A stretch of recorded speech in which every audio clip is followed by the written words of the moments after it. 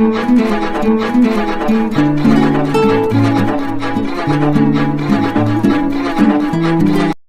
सभी साथियों का स्वागत है।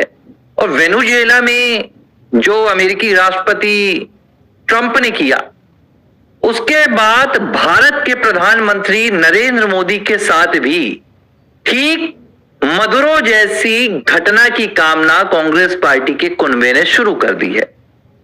और यह कुनबा अब चाहता है कि जिस तरह वेनेजुएला के राष्ट्रपति निकोलस मदुरो को डोनाल्ड ट्रंप उठाकर ले गए, ठीक इसी तरह भारत के प्रधानमंत्री नरेंद्र मोदी साहब को भी अमेरिकी राष्ट्रपति डोनाल्ड ट्रंप आए, अपने फाइटर जेट्स लेकर आए और दिल्ली में पीएमओ से उठाकर उन्हें अमेरिका ले जाएं और इसके बाद कांग्रेस राहुल गांधी को भारत का प्रधानमंत्री बना दे।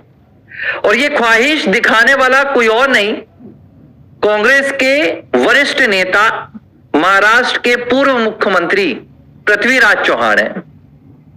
पृथ्वीराज चौहान ने एक मीडिया इंटरव्यू के दौरान बातचीत करते हुए कहा कि भारत में जो हालात हैं, भारत में भी वेनेजुएला जैसे संकट खड़े हो सकते हैं और इस तरह की तस्वीर देखी जा सकती है कि क्या अमेरिका भारत के प्रधानमंत्री नरेंद्र मोदी को उठाकर ले जाएगा। अब देखिए, मैं सीधी सी बात बता रहा हूं, कांग्रेस पार्टी के ये जो नेता कामना कर रहे हैं, ये हो भी सकता था। ये कब हो सकता था? अगर देश में 1998 वाली अटल बिहारी वाजपेयी सरकार ना होती, अगर भारत परमाणु शक्ति संपन्न देश ना बना होता और कांग्रेस के ही शासन में कंगाली में जीता रहता, तो भारत के प्रधानमंत्री नरेंद्र मोदी नहीं बल्कि कोई भी भारत का प्रधानमंत्री होता तो अमेरिका जैसा देश वेनेजुएला की स्थिति भारत में भी कर सकता था। लेकिन भारत का सौभाग्य है कि भारतीय जनता पार्टी के नेतृत्व में जो सरकार बनी और भारत के जो दूरदर्शी प्रधानमंत्री थे स्वर्गीय श्रद्धेय अटल बिहारी वाजपेयी, उन्होंने भारत का भविष्य देख लिया था और दुनिया की तस्वीर भी उन्होंने देख ली थी कि एक दिन भारत जब महाशक्ति बन जाएगा, एक दिन जब भारत विश्व गुरु के पद पर अग्रसर होगा, तो पूरी दुनिया की निगाहें भारत पर होंगी। आज कांग्रेस पार्टी भूल गई कि 1974 में जब इंदिरा गांधी ने पोखरण में सरकार में परमाणु परीक्षण की बात की, उस परमाणु परीक्षण को कहीं से स्वीकृति नहीं मिली। इंदिरा गांधी ने तब कहा था, इंदिरा गांधी सरकार ने, कि यह शांतिपूर्ण प्रयोग था। एक परमाणु परीक्षण की बात ना देश ने माना ना दुनिया ने माना, प्रतिबंध लग गए, भारत की शक्ति में कोई खास इजाफा नहीं हुआ। लेकिन साल 1998 में जब प्रधानमंत्री अटल बिहारी वाजपेयी देश की सत्ता में थे, तब पोखरण में उन्होंने 5 परमाणु परीक्षण किए और दुनिया के सामने आकर ऐलान कर दिया कि आज से भारत परमाणु महाशक्ति हो गया है। अटल बिहारी वाजपेयी ने स्पष्ट शब्दों में कहा कि यह जो परमाणु परीक्षण किया गया, यह सैन्य ताकत और भारत की सुरक्षा के लिए किया गया। किसी तरह का भारत की सुरक्षा से कोई समझौता नहीं। और भारत ने स्वयं को परमाणु महाशक्ति राष्ट्र घोषित कर दिया था।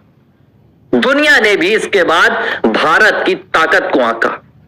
आज भारत जब प्रधानमंत्री नरेंद्र मोदी के नेतृत्व में विश्व गुरु बनने की राह पर है, तो दुनिया के कई देश हैं जो भारत को रोकना चाह रहे हैं। अमेरिका है, पाकिस्तान है, इन देशों की पूरा वेस्टर्न हमारे खिलाफ लगा हुआ है। लेकिन खिलाफ लगने से कुछ नहीं होता।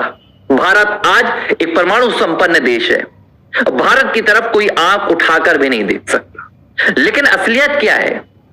साल 1998 में मैं आपको एक बयान याद दिलाऊंगा और इस बयान के पीछे की कायरता आप देखेंगे और आज आपको पता चलेगा कि कांग्रेस ऐसी बातें क्यों कह रही है।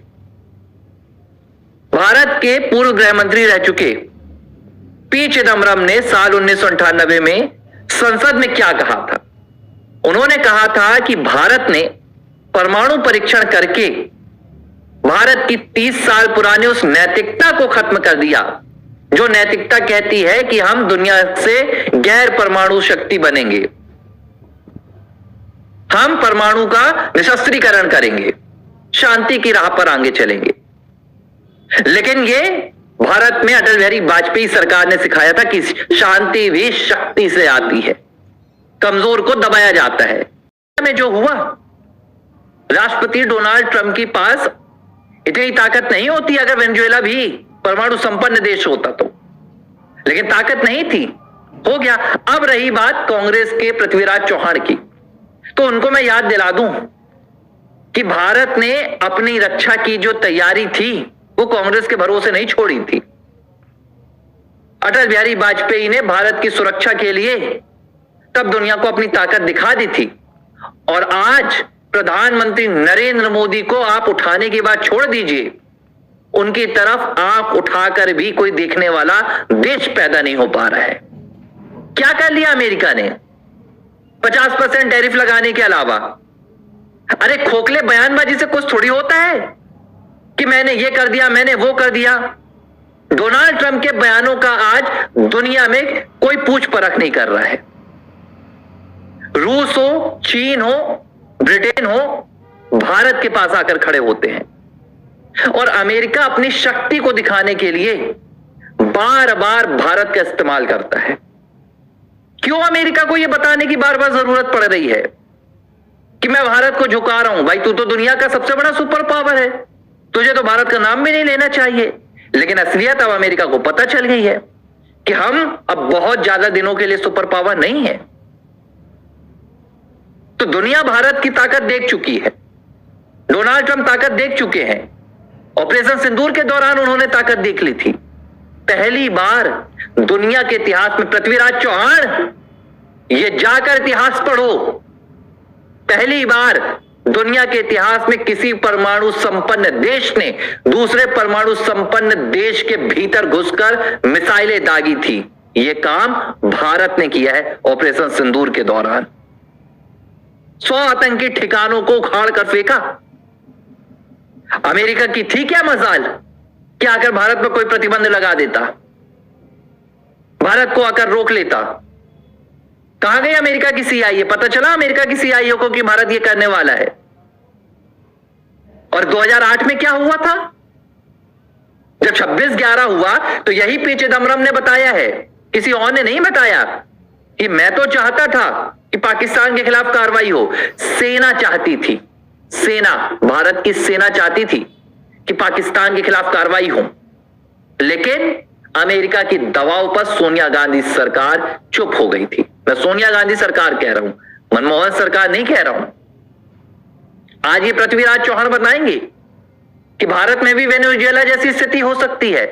यही मैं कह रहा हूं, अगर भारतीय जनता पार्टी के शासन में परमाणु परीक्षण नहीं हुए होते, हम परमाणु महाशक्ति नहीं बने होते, तो वाकई में दुनिया में भारत की बदनामी करवाने के पीछे कांग्रेस एक बहुत बड़ी साजिश रच रही होती। और दूसरी बात, यह अपने आप में कांग्रेस के लिए एक शर्म की बात है, क्योंकि यह बयान कोई प्रधानमंत्री विरोधी नहीं है। जिस देश में रहते हो, जिस देश के तुम मुख्यमंत्री रह चुके हो, जिस देश की सियासत और सत्ता तुमने भोगी है, उस देश के लिए तुम ये सोचते हो कि कोई दूसरा देश आए, भारत माता को भेदे और हमारे देश में हमला करे? यह है कांग्रेस की असली सोच, यह है कांग्रेस का असली चेहरा। और यह असली चेहरा सिर्फ एक परिवार के लिए है, यह असली चेहरा सिर्फ इस एक चाहत पर है। तो एन केन प्रकारेण किसी भी तरह हमारा जो नेता है वो भारत का प्रधानमंत्री बन जाए।